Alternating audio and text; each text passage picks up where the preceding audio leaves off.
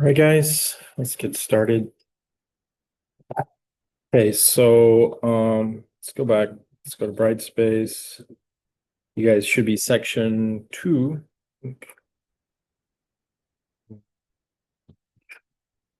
Let's go to contents. Okay, so we went over, this is the second week of the semester.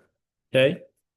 So we looked at kind of like the first week, just the motivation for the course, looked at the syllabus, did word prop. Okay. So I would say that's kind of like the big picture, right? And now we're gonna look at the opposite of that, which is very low level or individual things, which I call tensor operations. Okay, so we're gonna take a look at these. I would describe as the building blocks of everything that we're gonna do this semester. So you really want to master these, really well. Okay. I have put together what I call like 100 plus linear algebra problems essential for deep learning, right? So that's something that you should practice. So we're going to go through those today for the whole class. And I think if you understand these really well, then as we start building more complex algorithms, the algorithms will make more sense. But if you just see the algorithm without understanding these basic building blocks, you're going to suffer, right? You're going to get lost. So that's what we're going to do today in both sessions. Just go through these problems as much as possible in code. And then starting next week, I'll start with large language models. So we'll start with a baby GPT, right? And we're going to build from there and see how that works. But you'll see that a lot of the operations that I'm using right now, are going to be present. Does that make sense? All right. So that's the plan for today. I am recording the session. Okay.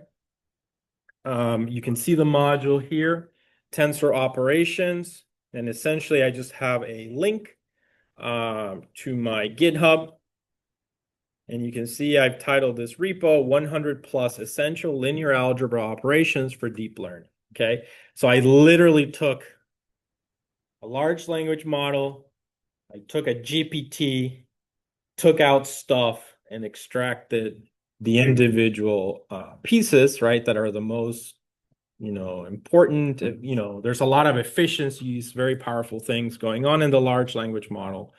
And so we're going to start with these problems this week. Next week, we're going to do the baby GPT. And then from there, we're going to build up to an actual working GPT, large language models, which is the decoder section of a transformer. And then you'll have your first assignment, which will be related to training that GPT with some text. So there's 2 assignments, the web scraping that I mentioned of text. I just haven't decided what I want you to do this semester, and then training them all. Got it? And so we'll go and discuss all those things. So understanding a large language model takes a while, especially building one from scratch. But it's best to break it up into parts, if you will, right? And go from there. All right, so these are the problems. So I'll go through these today. And I have them numbered from 1 to 15, 16 to 30, and so on. So we'll go through them. I may not do every single one today, but I do recommend that you guys, play with these. So these are done in both Python, NumPy, and PyTorch. Okay, so obviously PyTorch is the language that we will be using this semester, mainly for deep learning, but I will start with Python, then NumPy, and then PyTorch itself. Okay, the other thing that we're going to cover today is the environment, of course. So that's going to be something like Colab. Okay, so I'm going to play with that. So you need essentially 2 things. One is Colab, so you just go to any browser and you type Colab from Google, and then it should bring you to a screen like this. You may need to be logged into your Gmail account or something, right? And so you get here. So once you get to this environment, so I'll start with this, playing with this, just to kind of give you an idea. You'll get a sense for how to train things. Remember, Colab does give you a GPU. The other thing you need is your Google Drive.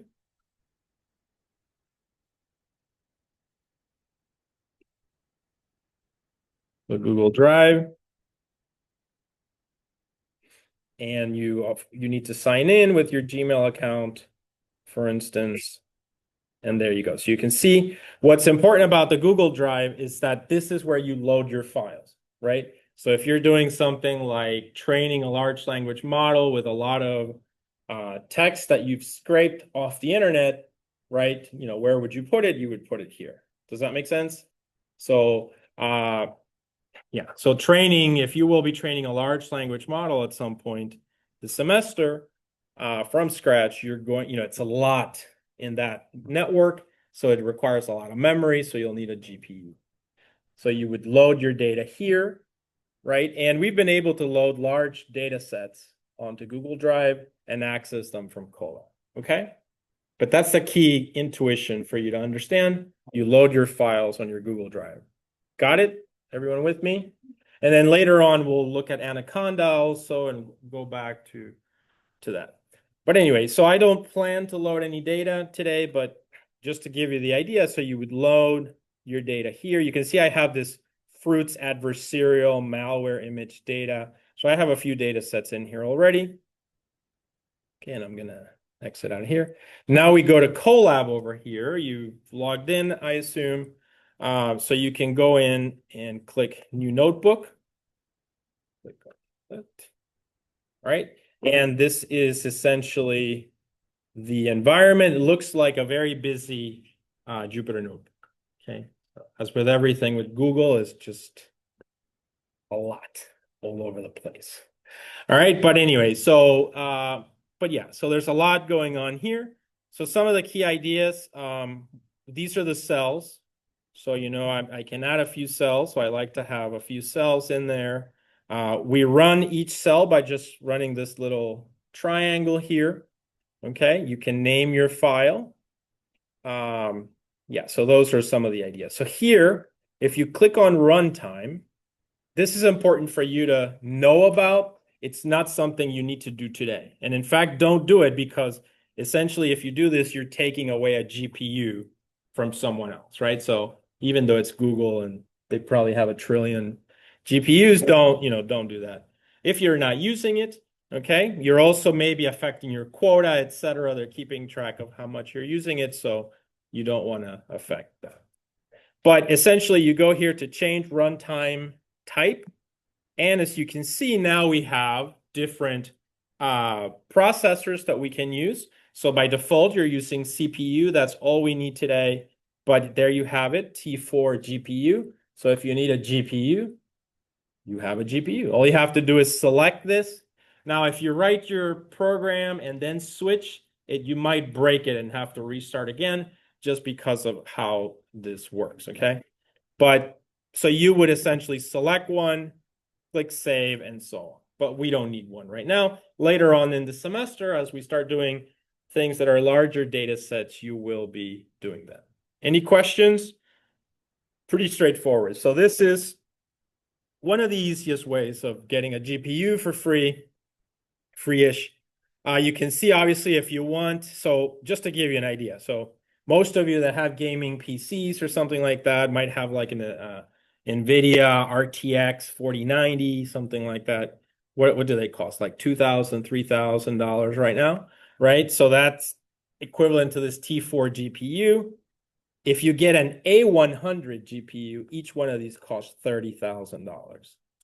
But they're nice, right? So these are the ones that are used to train an actual large language model, and you have multiples of these. You can see how expensive they are, right? It's 30,000. My understanding is that they don't cost 30,000 to make. So NVIDIA makes a lot of money. But yeah, and then there's other options. So obviously Google has made their own processor, the TPU. You can play with that if you'd like. I'm not planning to use these this semester. But yeah, so GPU is if you wanted to do that. But, you know, by default in today's lecture, all we need is a CPU. Got it? Okay. All right. And then Kaggle might be demoed later in the semester. Also, it's another alternative that you have. So here we select CPU. So that's good. We write our code here essentially. So you know, some of the examples we're doing today are very short, you know, so this is a great practice to get started with the ideas. The other thing that might be important is if you want to tie to your files, okay? This is where you connect Google Drive with Colab. So that's the magic, right? So you loaded your data set in Google Drive, and now you want it accessible in your Colab. So that's essentially what you do. So you mount it essentially. So you can see here, you have a mount drive option. So you click on that, and it's going to say connect to Google Drive. And it might ask you to do something like that. And then if we give it a second,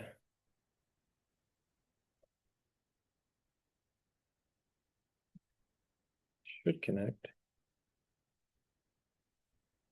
There it is. So we have Drive there.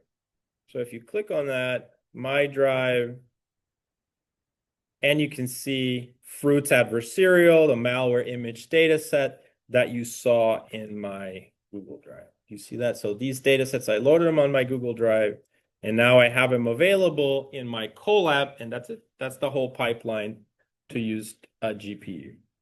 Got it? All right. And then after that, of course, we're going to write our code. So starting next week, we're going to start writing, you know, the baby GPT and start building from there, thinking about some of those ideas of a transformer. So to understand that, you know, we'll look at graphs, but essentially we're going to code it up until we arrive at a working version. All right. All right. But before, as I said, so now that we're done with the environment, at least with Colab. Question? Nope. Yeah. And just keep in mind, you know, as I said, there are restrictions, right? So I think with the A100, I maybe didn't say it wasn't highlighted, so you have to get like professional version or something. Obviously, it's paid, and you'd have a much more powerful $30,000 GPU. And it's restricted to 2 hours, so at some point we'll learn about checkpoints and things like that for training, for long training.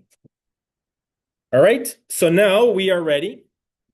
So we're going to start coding the 100 plus linear algebra problems. So these 100 plus essential linear algebra operations for deep learning. So there is, in fact, a field of mathematics. It's like a course called linear algebra.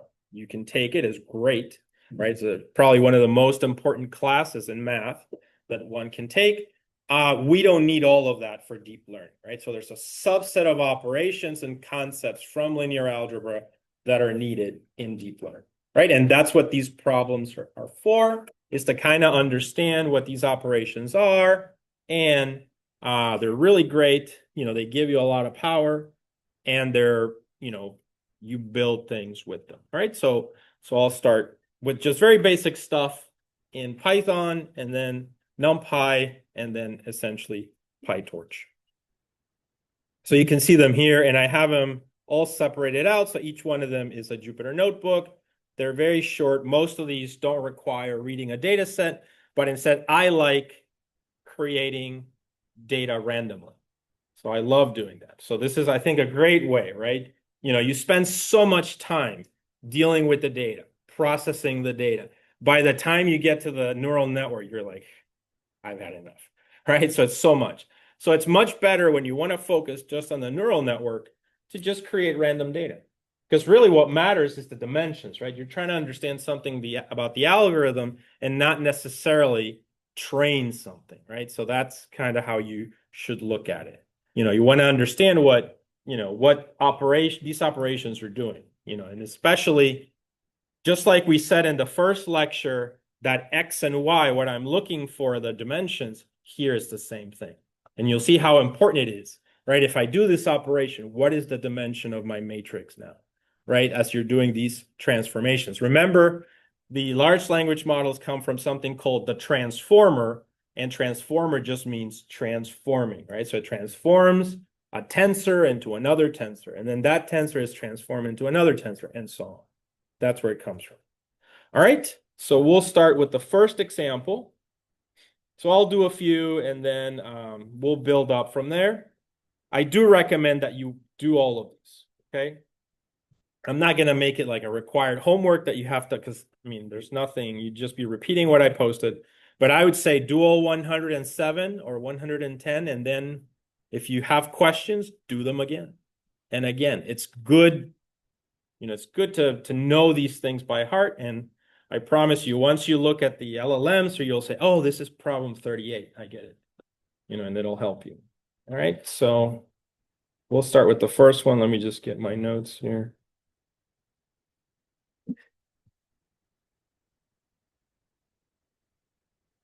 All right, so the first problem, problem one, and you'll see some of these are really short. Obviously, they will get longer, more complex.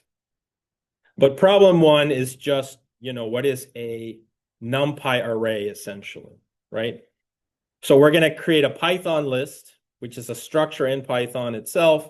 Then we're going to convert it into a NumPy array, a NumPy list, and so on. So that brings in efficiencies, like we can't do the linear algebra operations in Python alone, right? That doesn't work.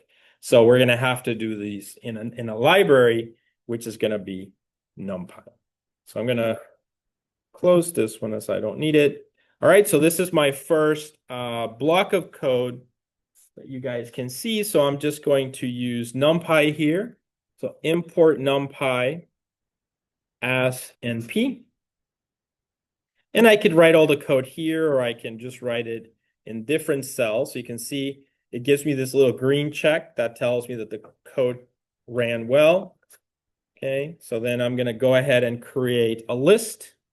My list. This is a Python list, right? And I'm going to give it some numbers.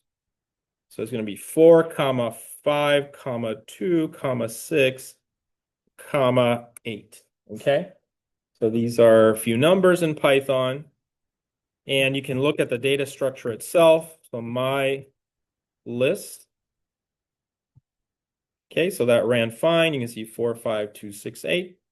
But it is it's the same data, it's the right data, but a different data structure. And in Torch, Torch only runs Torch things, right? So it's not, you can't add a NumPy or a Python thing. So you always have to convert into the appropriate format, okay, for us to build a deep neural network. So now I'm going to proceed to convert this list into a NumPy array. So I'm going to use np.array.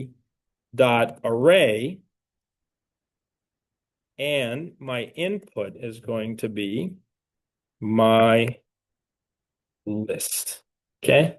So now the same data again, but different data structure, right? So I run the little arrow and you can see now same data, but notice that the way that this prints out versus the way that this prints out, it's different, right? So this will tell you that that is a NumPy array.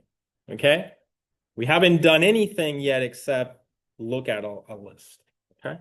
But now it's a NumPy array list, which is what's really great. All right, so that's problem one, super easy, right? So now we can do problem two, or look at problem two. And problem two is very similar, but we're going to create a list of floats, right? So floats, integers, understanding that is really important. Are we using float 32, float 16? So maybe you've used Python before, and everyone told you Python is really great because you don't need to define data types for the variables, right? But that's Python. But here we're in Torch and NumPy building really large models, right? And so we need to use our memory very efficiently, both at the GPU level and elsewhere. And so once again, data types are important. So float 64 is too much. Float 32 might be good enough, but float 16 is less of a footprint. And so you can define these things. Another thing about these libraries, NumPy and Torch, is they're very verbose. So what that means is like it's a lot of description in when you define things. All right, so let's see what I'm talking about. So let's move on to the next problem. So this is going to be, I'm going to take another list. So I'm going to say A, equal np dot array. Okay. And that's 1, comma 2, comma 3, comma 5. So you can see I'm just hard coding the list in here. But now I'm going to define the data type. And for the data type, I'm going to say this is a float 32. Okay, so I'm actually defining a data structure, an object, a NumPy array of type float 32. And this is A. So now we're going to print it out. Oops.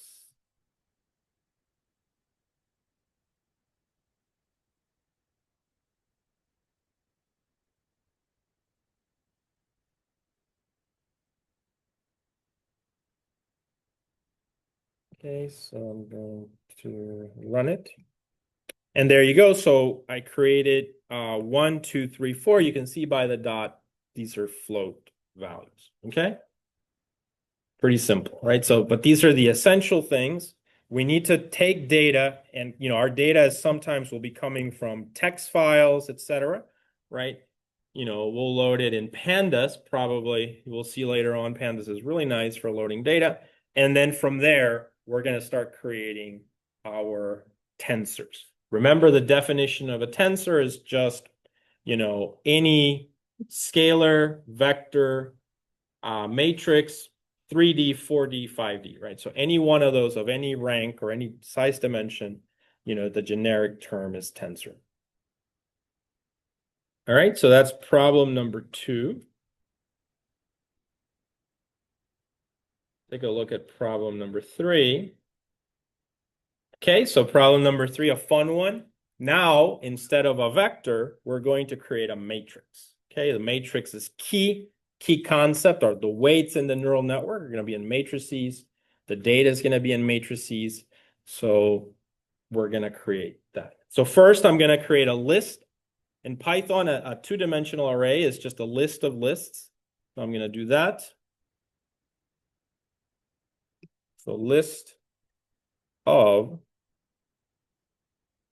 lists. And this is going to be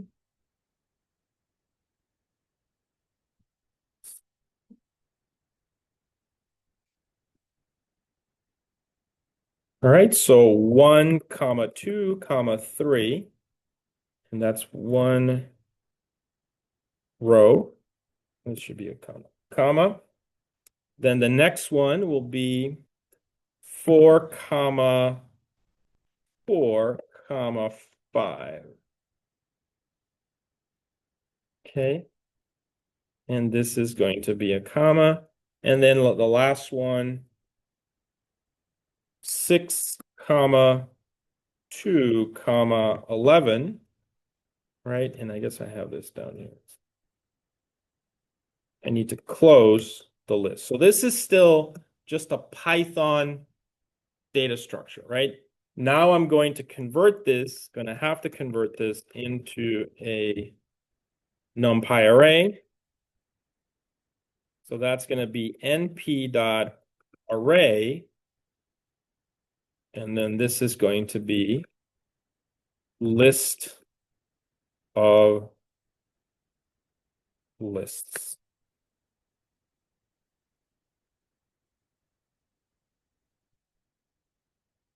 Okay, and we can print B. Okay. And we can see this is now a NumPy array. Okay, so it's a matrix that should have a specific size. So again, this is where what we said in the word problems comes into play again, right? So, this is easy. I can just look at it as 3 by 3, but most of our data, the things that we're doing are going to be very large. So we won't be able to just look at it and, and understand what's going on. Instead, the way that you understand is like by looking at a shadow of it, which will be the shape. Okay, so what I mean by that is I'm going to do B dot shape. And you can see it as 3 by 3. believe it or not, when when the first framework came out in around 2015, TensorFlow 1, you couldn't even do this. You have no idea how difficult it was without having a way of printing out shapes. That was hard. And so having this is like one of the nicest things, I think, because it really allows you to understand everything that's going on, all the transformations. And it took a while, right, to be able to get this. Now this is seamless in PyTorch. And, NumPy always had it, but, NumPy is not for creating deep learning architectures, PyTorch is. And so it wasn't always there. All right, but now you can see. So this is the key, right? So I was asking you, what is the number of rows? What is the number of columns? This is essentially what we're getting. And understanding anything in deep learning, as you will see later on, it's going to be about understanding and imagining these shapes, okay, and understanding the operations that are happening. So you'll see that later in the LLM. I will say, well, the input is a tensor that is 32 by 40 by 512. You know what I mean? Those dimensions are going to have a lot of meaning for it. All right. And that's a three-dimensional matrix. This is a two-dimensional one, or a tensor, I should say. All right. So now let's move on. So we just did problem 3, I believe, which was the matrix. Yeah. So now let's take a look at problem 4.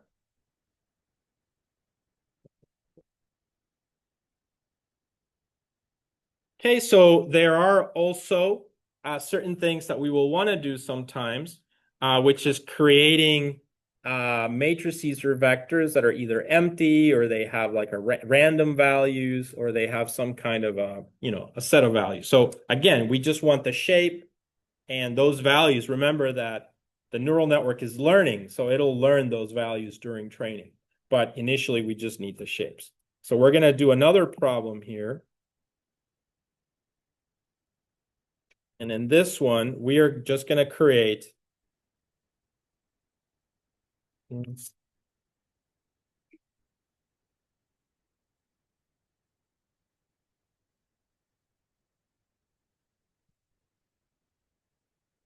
right, here we are.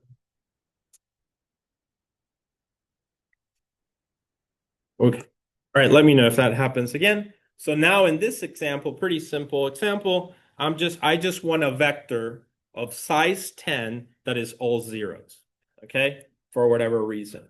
Or, we're going to need to initialize our weight vectors or weight matrices to being of a specific size and all zeros. So we can do this in NumPy. So that's going to be B NP dot zeros size 10, comma, and then data type equal int. Okay, so I'm creating that vector, and then, or NumPy array, B. Okay, so you can see here, I can look at it, it's got all zeros, or I can do once again, B dot shape. And you can see it looks like this, and that tells you that is of size 10. Okay? All right. So that's problem 4.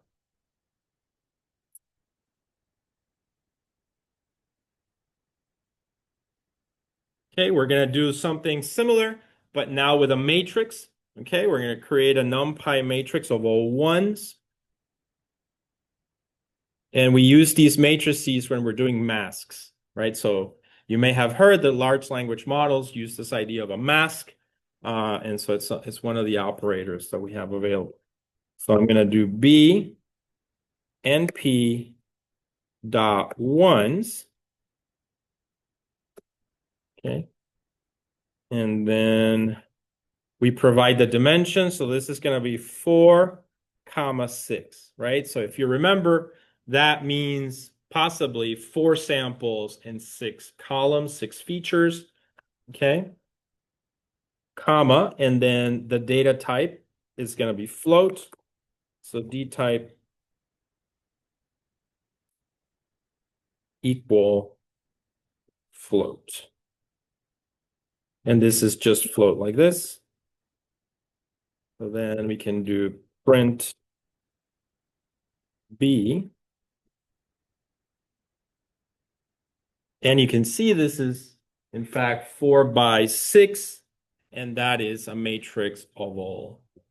Okay. That was problem 5.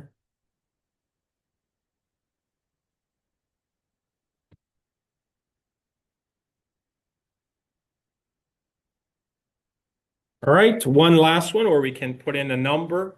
So this is going to be of, last of these types. So this one will be, let's say, C equal NP dot full of a specific dimension. That's going to be 3 by 3. Okay. And the number we want to add in here is 42. So then I'm going to do print C. Okay. And you can see I can create a matrix of a specific number as well.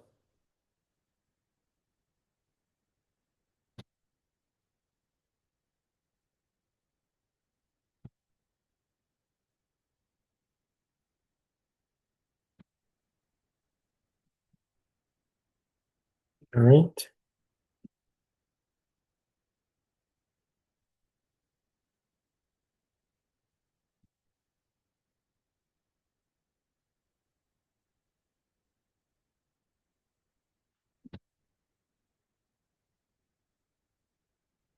So we can do several ranges. So we'll do a range of values between 0 and 1, where we have 20 of them.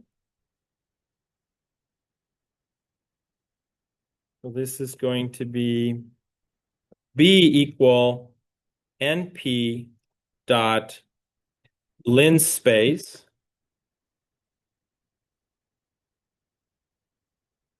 is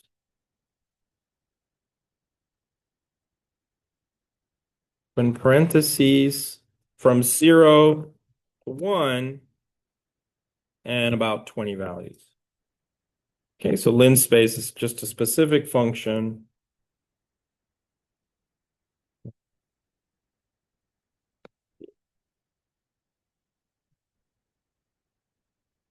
Right, and you can see the values essentially incrementing by about 0.05.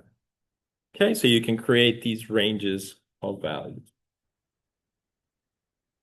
So pretty easy, right? So pretty easy, just creating some data structures or data. The last one that I will provide here in this idea is random data, right? So random data is going to be pretty important, and it's very important when initializing neural networks. So we're going to do B equal NP dot random dot random, and we're going to specify the dimension. So here, this is going to be 4, 4. Print B.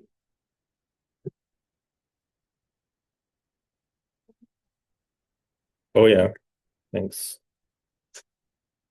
Random. And there you go. Thank you. So that's 4 by 4, and you can see that the values are random, and we can do several distributions. You could do uniform distribution, normal distributions, whatever you want. So there's various techniques for this. Now this, is easy to visualize, but I could also do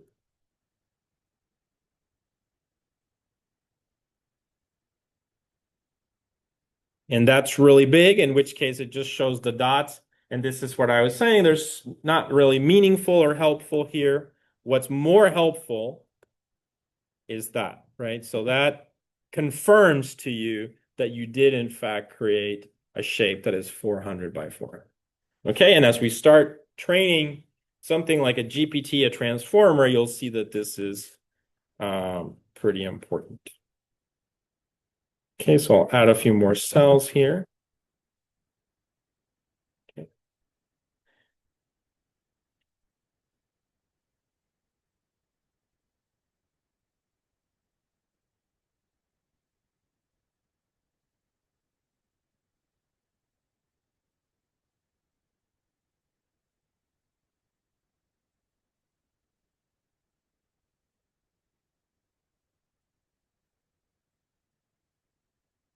All right, so that was good.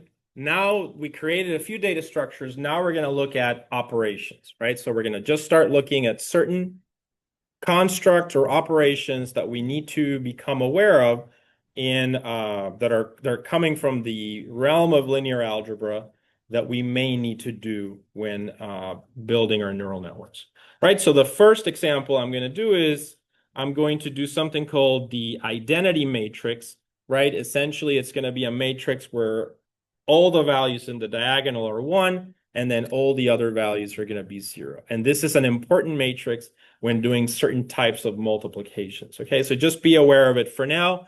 Later on, we might see it as we process certain things. Okay, so let's take a look at this one. We're still going to be using NumPy for this one. So this is the identity matrix. And again, like a lot of this is just going to be, we need to do a multiplication, right? So there's special matrices that allow us to do special operations. So let's create this one. So this is going to be B np.I. And we're just going to say these are usually square matrices. And so we say 5, for instance, so it's going to be 5 by 5. And now I'm going to do print B. Okay. So you can see all the values in the diagonal are 1, all the other values are 0. Okay. So these are going to be important when we just want to grab certain pieces of information in our matrix, etc. Another concept that is really important is that whenever we're doing certain, we're doing multiplications, right? You guys know how to do a multiplication between variable A and variable B. But to be efficient and to do operations in parallel, right? Instead of just doing A and B, we want to do set of A and set of B, right? And perform that matrix multiplication.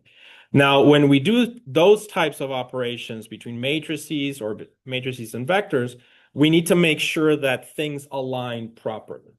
Okay, that's going to be one key thing that through practice, right, we'll see. They need to align well.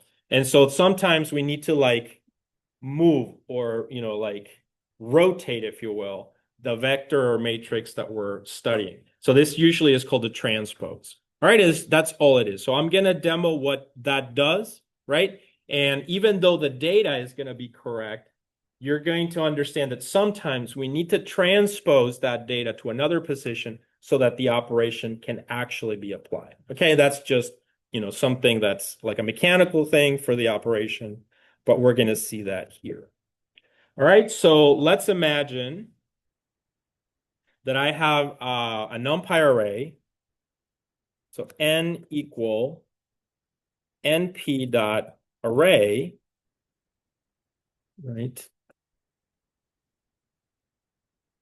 And that's going to be open parentheses, square brackets. So I'm going to have 2 rows, 1, 2, 3, comma, and then I'm going to have 4, 5, 6. Okay.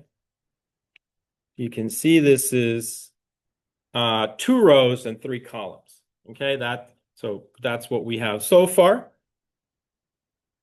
So now I'm going to print. I don't care about the data, really. So, but we can print the data actually. So let's do that. So here you are, 1, 2, 3. We can see that. I'm going to add print n.shape. And you can see it is 2 by 3. Okay, this is important. This is like when you're building or debugging a deep neural network that's complicated. This is that shadow of what's going on that you can see and figure out what might be the problem. Now, we're going to apply this operation called a transpose, and we're just going to rotate it a little bit.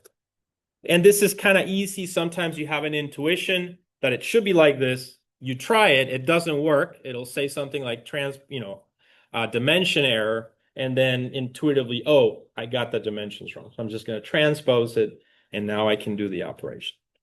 All right, so let's do P, lowercase, P, TRA, P underscore TRA for transpose, okay?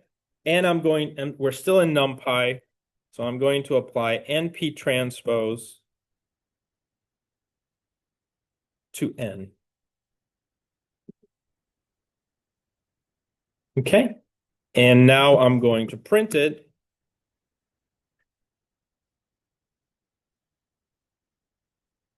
And that's going to be P TRA. Do you see that? So if you notice carefully, right, we had 1, 2, 3, 4, 5, 6. We did 1, 2, 3, 4, 5, 1, 2, 3, and then we grabbed 4, 5, 6. So notice how that works, right?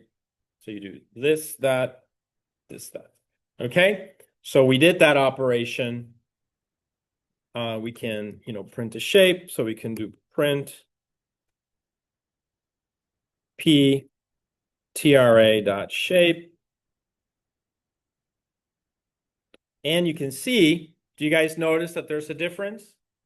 Same data, but there's a difference, right?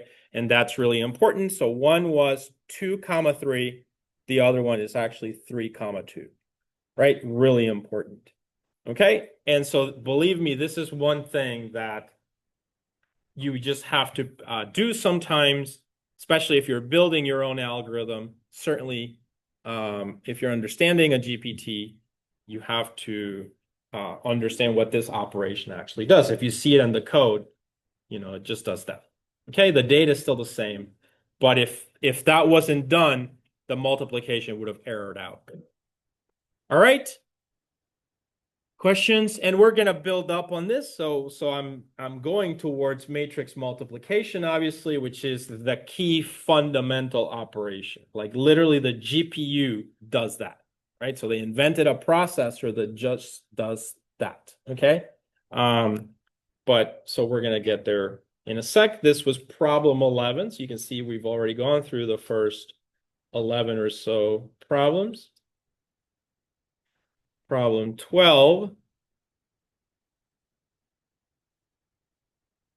So problem 12 is just generating some random data, and it's printing shapes, dimensions. So that one you guys can do on your own. I'll skip that one. Problem 13.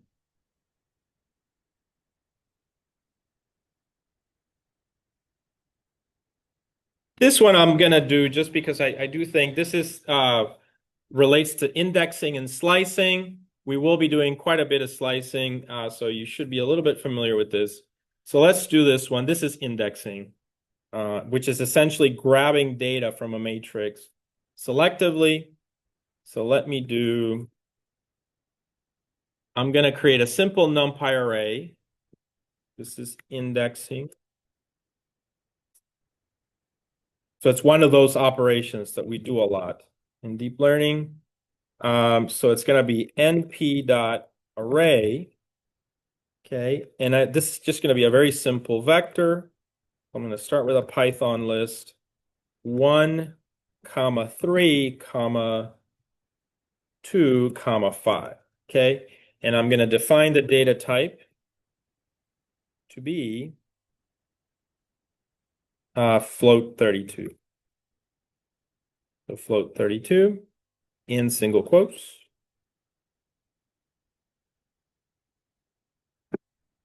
All right. Print A. All right, so there it is, 1, 3, 2. Now, indexing just means extracting something by value. So for instance, I want the last value, right? So that's, or let's do the first value. Let's start with the first value. So I can get that by index. So that's going to be A0, right? So that should be what? Should be 1. And it is, right? So return number 1. You're going to see this a lot in some of the algorithms. Whenever you want the last value, you don't necessarily know what the last value index is, but we have a number that we can use whenever we want the last of something. This happens, for instance, in the transformer, right? The transformer predicts a sequence of tokens. So you give it a sequence of tokens, and then you have the sequence of tokens, and the predicted one is the last. So you really just want the last. You see, that's like popping off the last one. So really, instead of figuring out, okay, what's the size of that and all of that, you can just do index -1, which gives you the last one. So I'm going to do that here. I'm just going to do A -1. Do you guys see that? And so I should get 5. Got it? What if I want not the last one, but before last? So then I would do -2. So that's giving me this one. Okay, so these are ways that you can play. This is called indexing. It's something that you'll see in the code quite a bit. So that was problem, yeah, that was 13. Okay, so we're almost done with this batch, which are just like the warm-up problems. And so their problem 14, I leave to you guys to play with. It's essentially the same thing, but with matrices instead of vectors. So you can do that one on your own. Okay, let's move on to problem 15, which is the last one, I think, of this batch. Yeah, and that one is, this one is slicing. So I will do one of these because slicing is also pretty important, as you will see later on. So I'll just do a very simple example here. I'm going to create a range of values. So this is going to be X equal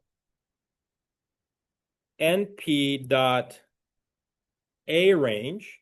Any questions, guys? Stop me if I'm going too fast or anything like that. So A range 15.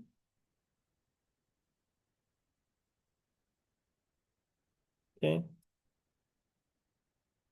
15, and you can see I'm just generating a sequence of values here. But now I want to slice out a chunk, okay? You know, maybe a chunk from the end, from the beginning, and somewhere in the middle. So we want to understand how to do that. So I'm going to just try it here. So I'm going to do X. Essentially, slicing is just putting in a first index, colon, and a last index, right? And this works also for two-dimensional objects. So let's say that I want all the values, all the first 4 elements. So how do I do that? I do 4. Do you see that? So now I have sliced 0, 1, 2, and 3, but not the rest. Make sense? Or what if I want from 4 to 8, right? So some values in kind of the middle. So you can see I grab 4, 5, 6, 7, right? Or I want from 9 or 8, well, 9, and then until the end. Then I can just do that and not specify a value. And that should give me all the values, 9, 10, 11, 12, all the way to the last one. Got it? Make sense? This is called slicing. Very important that you master it. So there's a lot more in that problem 15. Practice it. Practice how to do this with matrices, okay? And make sure that you master this operation as you will be using it quite a bit.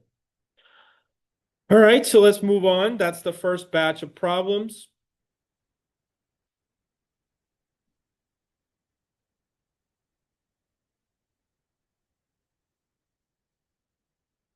Yeah, so problem 16 is a matrix slicing problem. So I leave that to you guys to play with.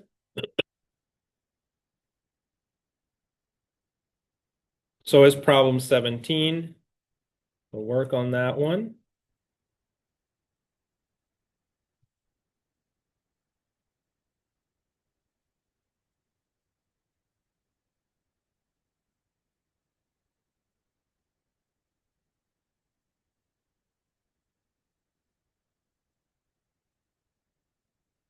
Yeah, so there's several slicing problems. So let's do one more, I guess. Let's do problem 21. This is a matrix one, but it's got a little bit more, modifying the values, etc. So let's try this one. So this would fall under slicing, problem 21. Okay, so I'm going to create a matrix here. np.array.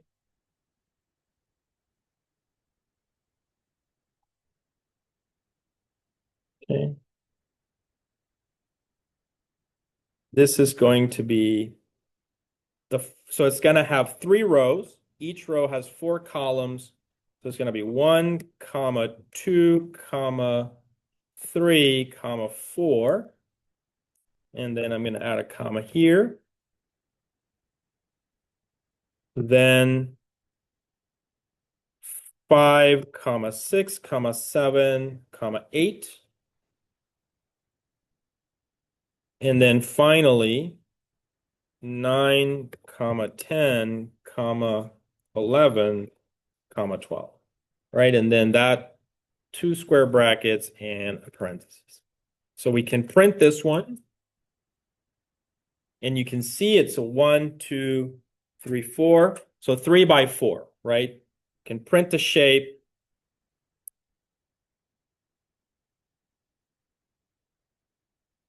It's 3 by 4.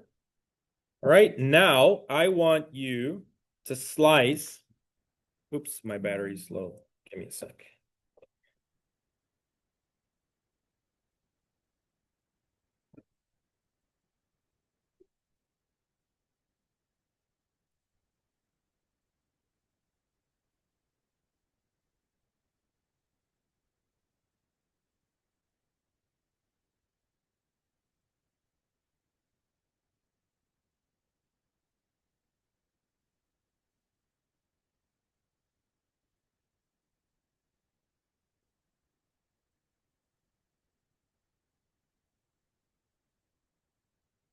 All right. Okay, so it's 3 by 4. So now I want you guys, let's say this could be an exam type question or something, right?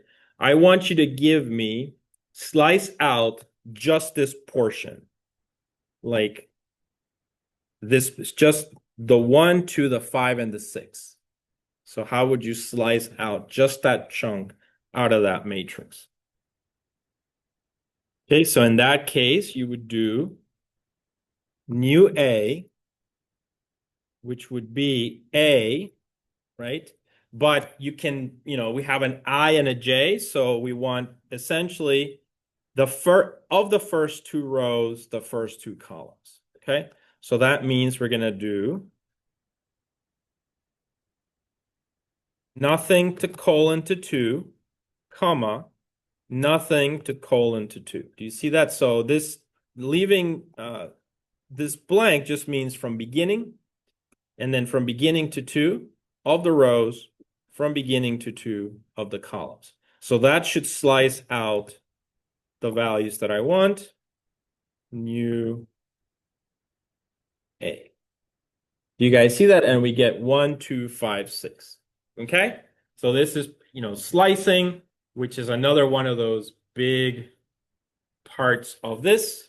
Broadcasting is probably one of the most complicated concepts of all these 107 problems, but these are, the essential operations. Get a matrix, get the shapes. This is easy stuff at this point. Indexing, slicing, and leading up to broadcasting. All right, so now, I think the rest I'll leave to you guys as far as slicing is concerned. But that was problem 21, by the way.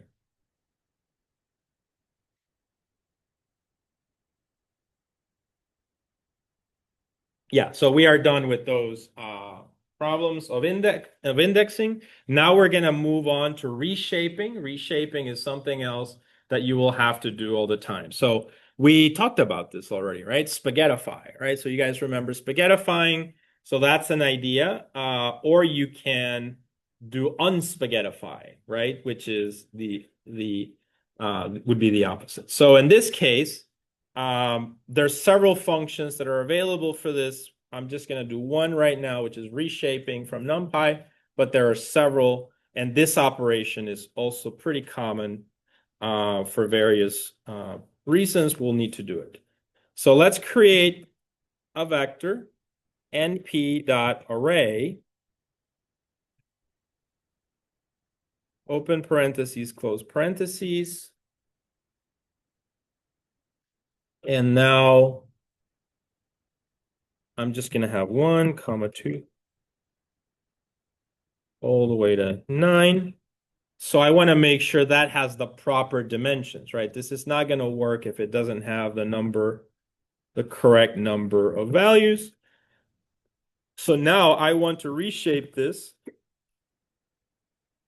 So I'm going to do np.reshape.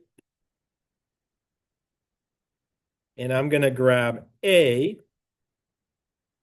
And I'm going to make this vector into a 3x3 matrix. Do you see that? So I want to convert this into a matrix. So I'm going to do B.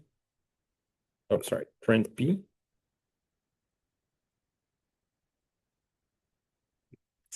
And there you go. So you can see I have reshaped that vector into a matrix. This is a common thing that we'll be doing either one way or the other, right? And so it's part of these transformations in deep learning. So that was problem 22.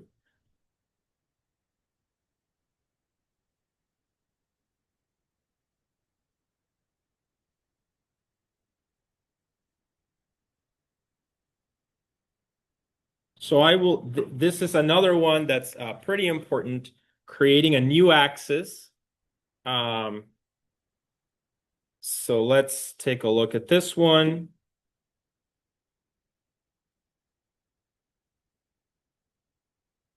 All right, so I'm going to create a matrix.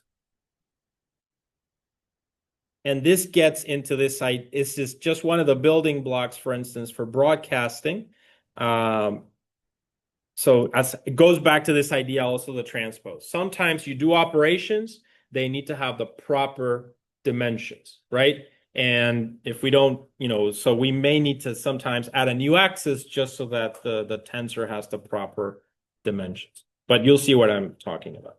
So let's create a vector, np.array. And this one is just from a Python list with just 5 values.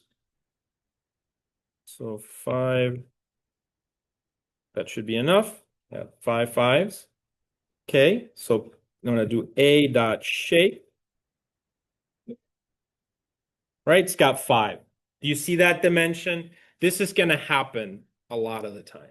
You have this, but when you do the operation, you get an error, right? So it's not correctly aligned, right? So then what we can do is and there's various ways of doing this. This is just one in NumPy. We can add a new axis, right? So what I'm going to do here is I'm going to take A equal A,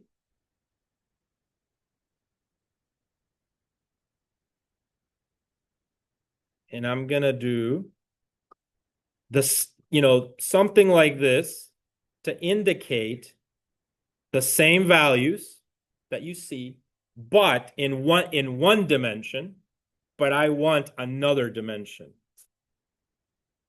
And so I'm going to do MP new axis. Okay. So now if I do a dot shape, you see that it is not just 5 anymore. It is 1, 5. Do you see that? And that's really important for the operation that you want to perform. See, 1, 5, but it's a little bit different in its structure, right? Or you could try, I'll rerun these again, but flip it like that. You see, I just made that little change. So I'm going to rerun this one. Okay. You see that it's now 5, 1. Okay. So that's an important distinction. Notice that it is now no longer a row vector. We're going to call this one a column vector. Okay. These little operations are, these little transitions are going to be pretty important. But essentially, you'll have the right intuition usually, and what's going to happen is the operation breaks. And then you can start to think, okay, it's because I didn't align these properly. Okay, we'll do this quite a bit as you start to broadcasting. Broadcasting is when you have, let's say, a data set of 100 things, and you need to multiply all 100 with the same thing, right? So you just put the thing in the same dimension, but when you do the multiplication, you give the matrix of all 100 different things multiplied by that one thing, and it broadcasts that to all 100, right? We'll see that in a second. Kim, did you have a question? Yeah, which one? This one here?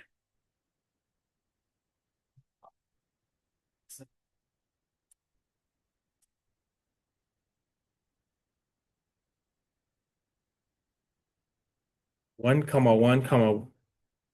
Did you copy paste from one of the problems? Maybe that's not. What are you trying to say?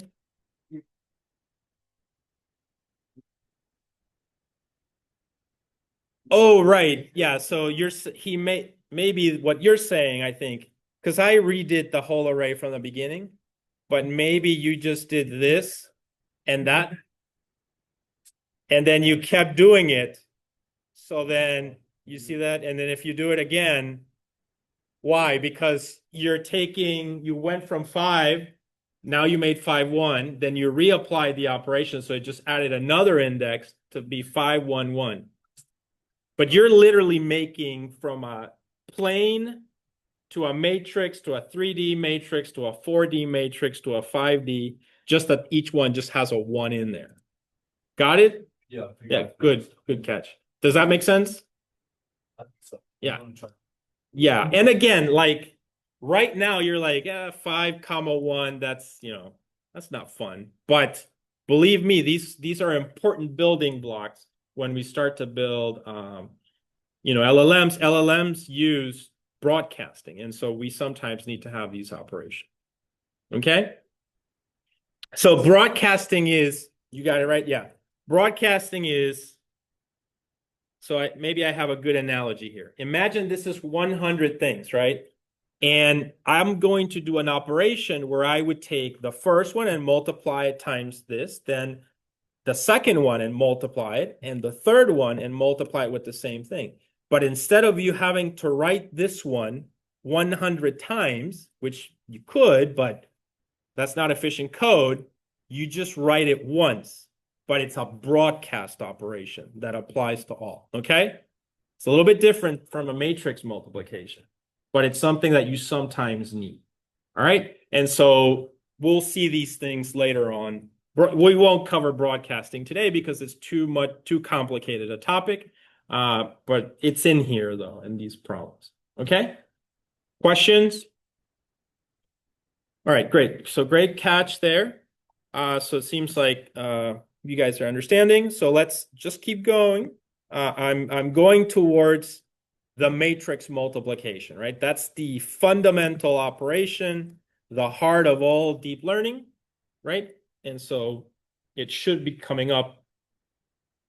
All right, so this was problem 23, which we did changing an axis, and there's several ways of doing that in both PyTorch and NumPy. Right, so that's problem 23.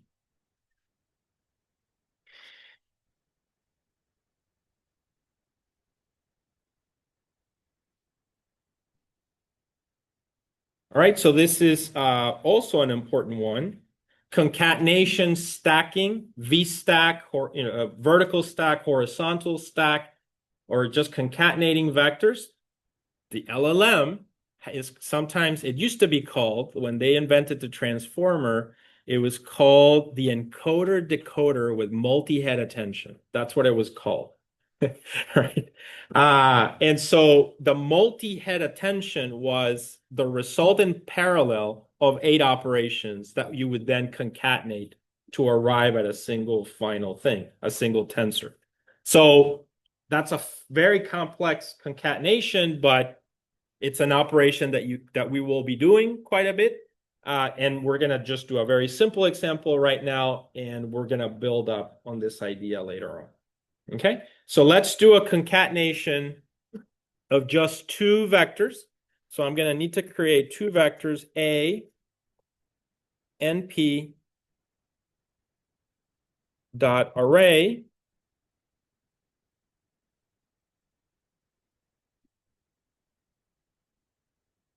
And it's going to be 1, 2, 3, 4.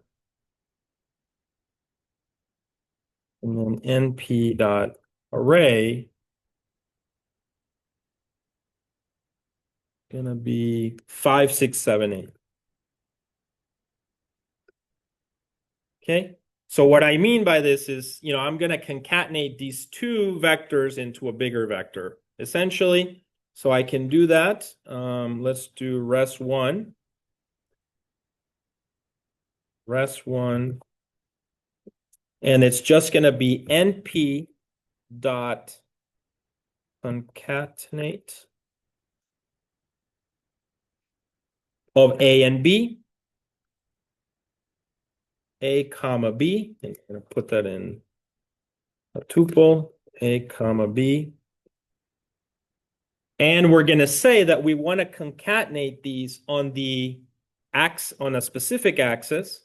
So this is going to be axis 0. Of course, for some of these operations, you need to have the correct number of dimensions for it to work.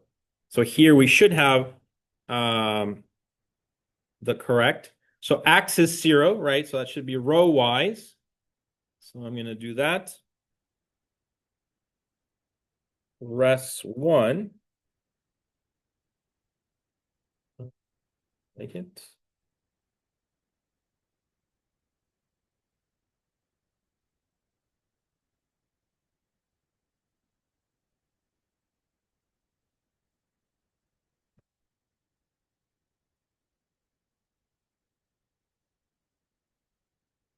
What am I missing here?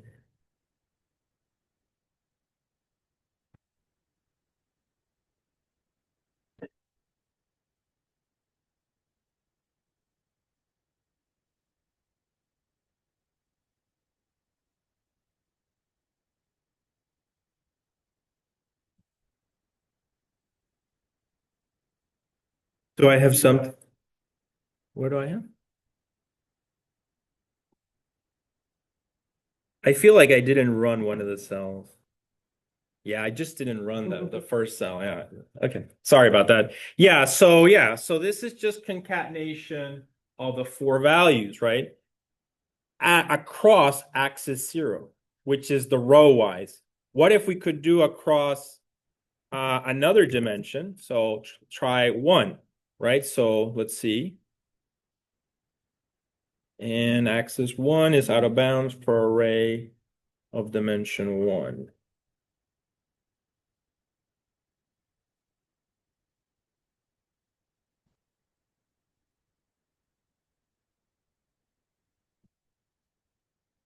So it's not liking that one.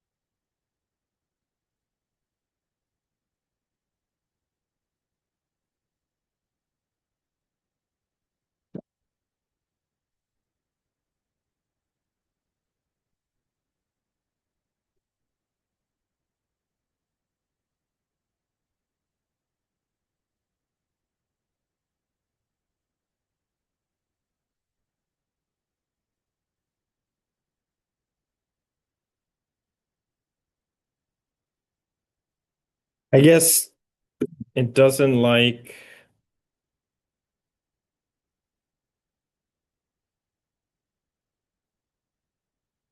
So so I'd have to read the definition of, let me try something else. Let me try VStack instead.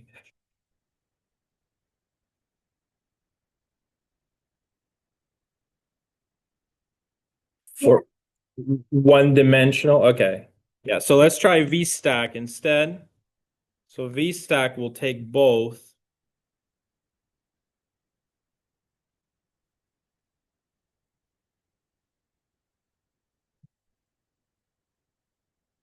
VStack.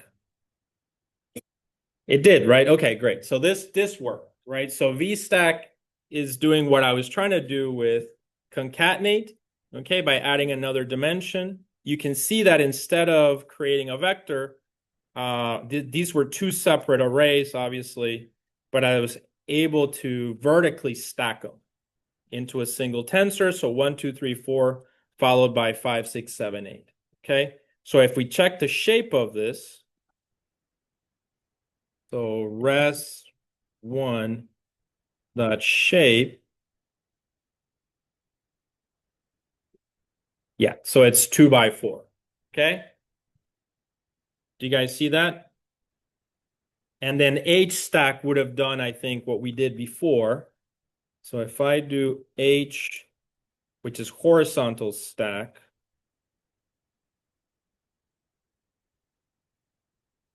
yeah, so it does exactly what we were doing before. Make sense? So vertical stack and horizontal stacking of data, which we will be doing something like this later. All right, so that's problem 25. Any questions so far? So these are very simple operations so far, but common operation.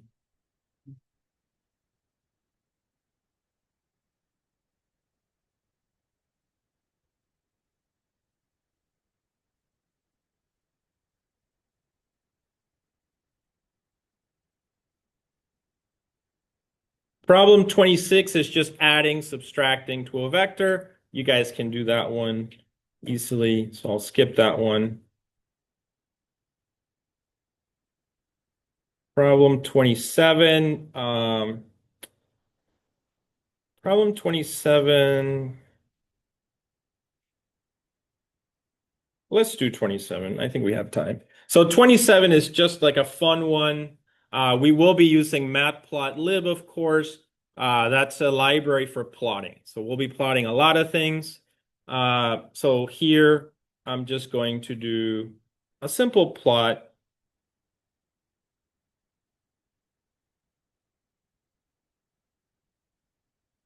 Let me go over here.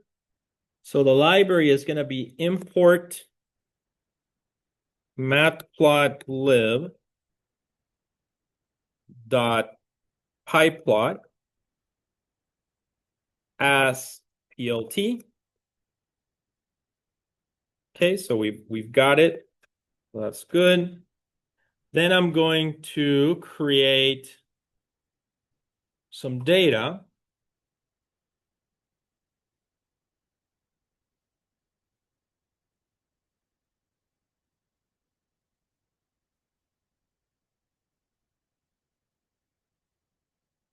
Yeah, so it's going to be, you guys are familiar with sine and cosine. So let's create some data. So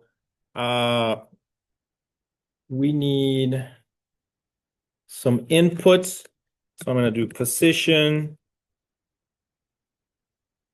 And by the way, this is, we're going to be using torch for this example. So I should have set that. So let's introduce the torch library. So import torch.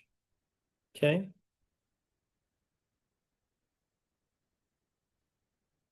A second. You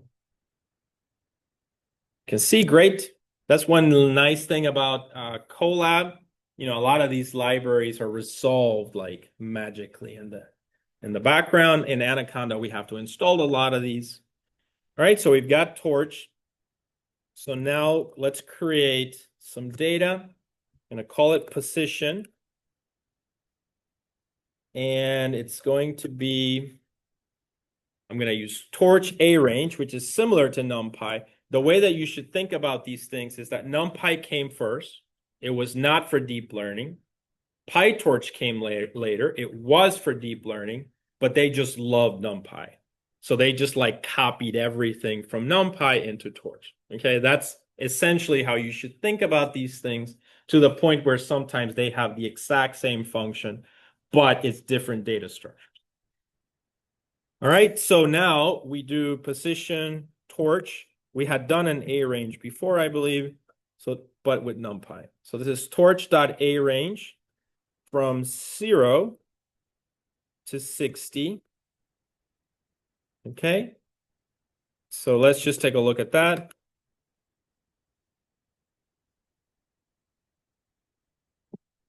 Right, so we have some values there from 0 to 60.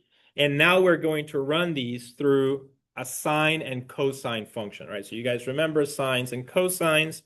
So we're going to convert the data into sine. So I'm going to do res equal torch dot sine, and I'm going to provide to it position. So this is like very fundamental in vectors. Whenever you're operating with vectors and matrices, right?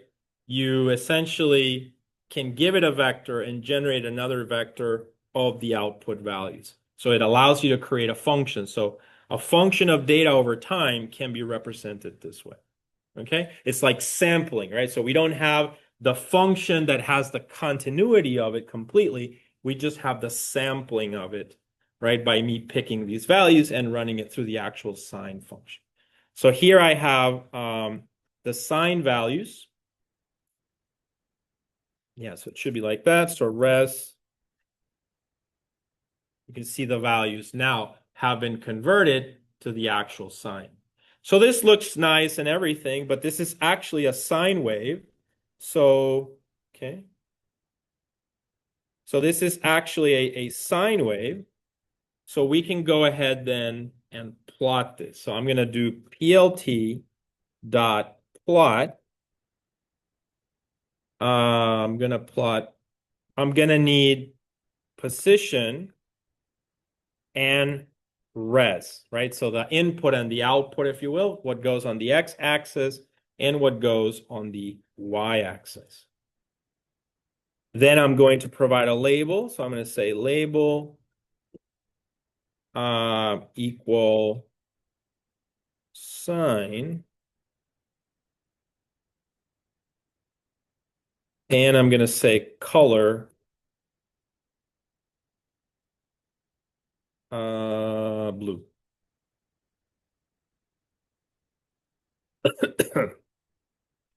Okay. Then I can provide a legend for this. So I'm going to do PLT dot legend. And finally, PLT dot show.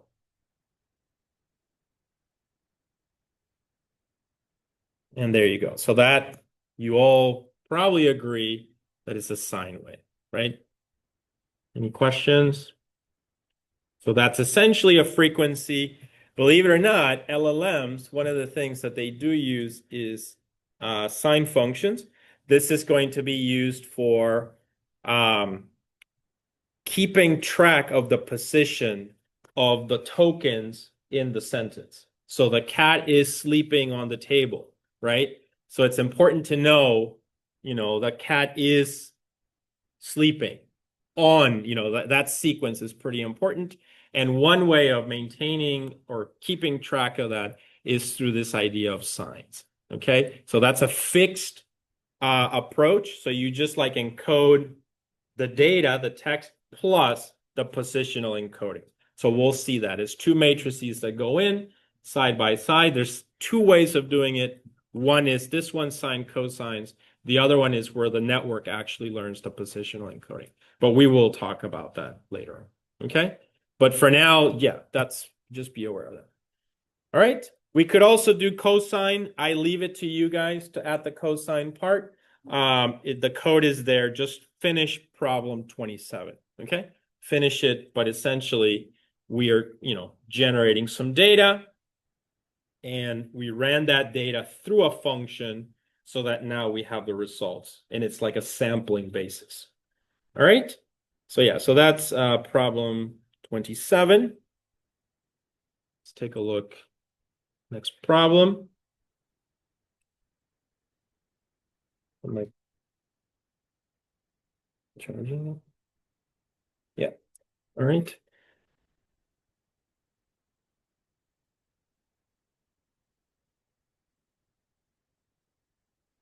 You can do problem 28. So I leave that one to you guys. These are the add and reduce operations. So it's like you add everything, like across one level, you add them, and then across another level, you add them or multiply them. It's called add and reduce, but that's very easy. So I think you can do that one.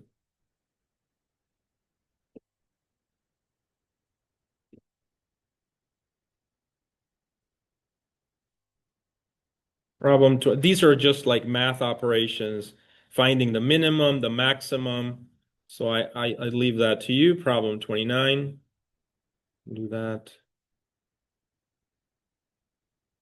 Problem 30.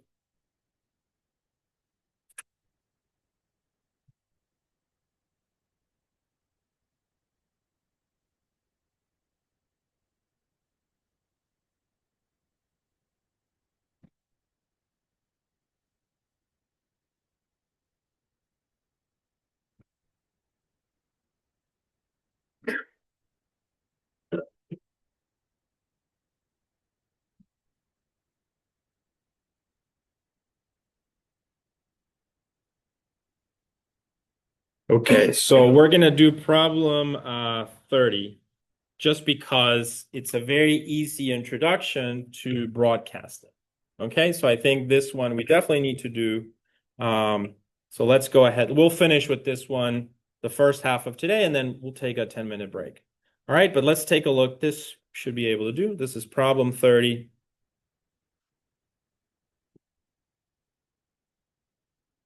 Okay, so I'm going to create a matrix M. So this is going to be M equal NP dot array, open parentheses, and then I'm going to do 1 point, comma, 1 point. So this just means they're float. 1, 0. That's 3. Then the same 1 dot 1 dot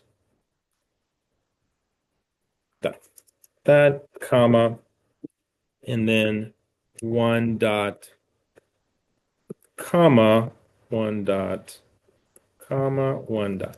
Okay. All right. So that's essentially a matrix. Okay. These are wrong. These should be parentheses. I'm not sure why. All right. So we print M.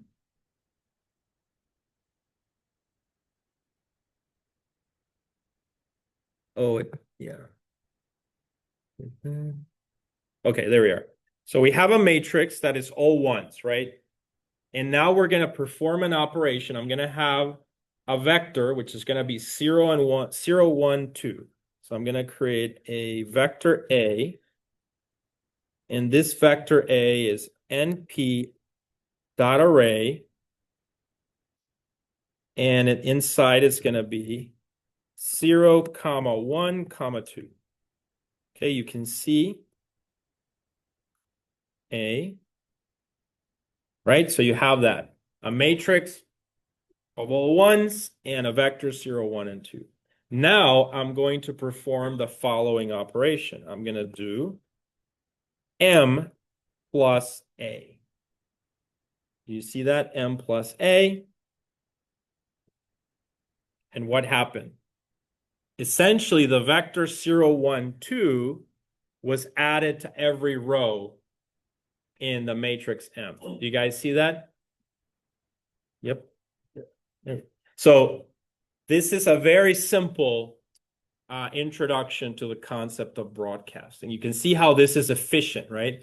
You know, you just do it once, but knowing this operation, being able to do this operation can make your code super simple. More importantly, it's not so much about code being simple to read, it's about code running fast, right? Because, you know, what if this is 100,000 vectors that you have in your data set, so you want that to run pretty fast. So broadcasting has been done for these purposes, okay? But it is a tough topic. Don't even, it'll take a while. So don't worry if you don't get it, right? If you don't understand broadcasting, it just means you're normal, okay? So it's a pretty hard idea. But this should be simple enough to understand, all right? So that was problem 30, where I do have a quick intro to broadcasting. Then there's some repetition of new axes. So I think we did these examples before. So that should be good. There's a few tricks there, but I'll leave that to you guys to play with. Yeah. So I think problem 30, you can do the rest. If you have any questions, let me know. All right. So it's 8 o'clock actually. So let's take a 10-minute break. We'll start back up at 8:10 and finish up these problems for today. All right. So let's go ahead and stop.